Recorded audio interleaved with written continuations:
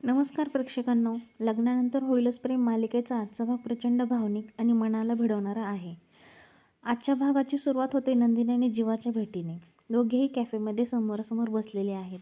जीवाच्या मनात अजूनही आशा आहे की नंदिनी सगळं विसरून पुन्हा एकत्र येईल. तो तिला समजावण्याचा प्रयत्न करत असतो.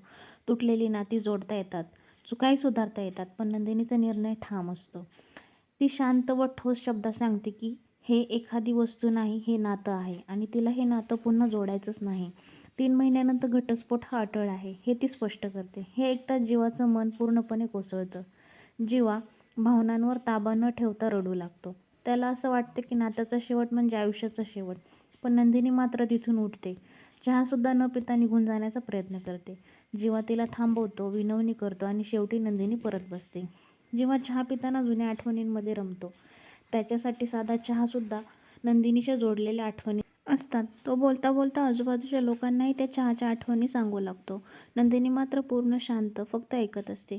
आणि मग अचानक नंदिनी कविता सांगायचा निर्णय घेते. ही कविता सांगताना गुलाबाच्या पाकळ्या एक एक करून तोडते. जसं त्याच्या नात्याचं विघटन होते तसंच.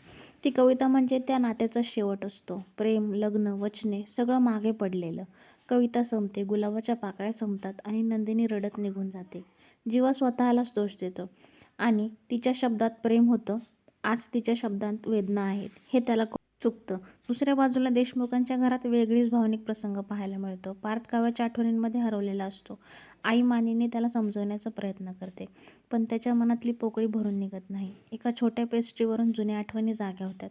काव्याने पाठवलेली ती पेस्ट्री, जी खायची इच्छा असूनही रागामुळे तशीच ठेवलेली असते. मानिनी पार्थला समजावते, आठवणींपासून पळून न जाता त्यांचा स्वीकार करायला शिक.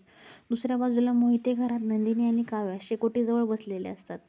काव्याच्या मनात अपराधभाव असतो. तिला वाटतं की नंदिनीच्या दुःखाला तीच कारणीभूत आहे. ती नंदिनीकडे प्रेमाने पाहून म्हणते, मला माझी जुनी नंदिनीताई परत हवी आहे. पण नंदिनी स्वतःच तुटलेली असते. तिला कळतच नाही की आता ती पूर्वीसारखी कशी वागावी. दोघे एकमेकींच्या मिठीत रडतात. हा सीन प्रेक्षकांच्या डोळ्यात पाणी आणतो. भागाच्या शेवटी एक मोठा ट्विस्ट पाहायला मिळतो. नंदिनी पार्थला कॅफे मिलनमध्ये भेटायला बोलवते. हे काव्याने ऐकलेलं असतं. ती लगेच जीवाला फोन करते आणि सुचवते, आपण दोघेही तिथे जाऊया आणि सगळं सत्य समोरासमोर सांगून टाकूया. आता एकच प्रश्न आहे, ही भेट त्यांच्या नात्यांना जोडणार आहे का, की अजून मोठं वादळ येणार आहे यांच्या नात्यामध्ये? उद्याचा भाग आणखीन जबरदस्त आणि आणखी धक्कादायक होईल असं मला वाटतं. तुम्हाला हा अपडेट पाहायला कसा वाटला हे मला नक्की कमेंटमध्ये सांगा. आपल्या चॅनलला लाईक करा मित्रांनो आणि सबस्क्राईब करायला विसरू नका. धन्यवाद.